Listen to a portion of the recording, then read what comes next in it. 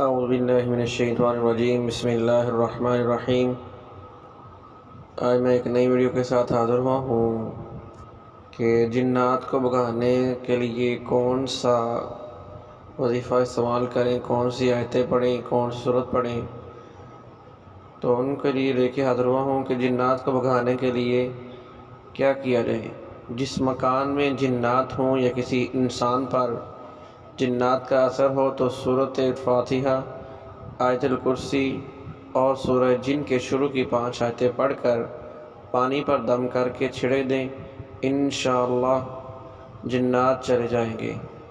تو اگر آپ کو میرا یہ وظیفہ اچھا لگا ہو تو اس کو زیادہ سے زیادہ لائک شیئر کریں اور میرے چینل کو لازمی سبسکرائب کریں تاکہ آپ تک ہر نئی آنے والی ویڈیو بر وقت پہنچ سکے۔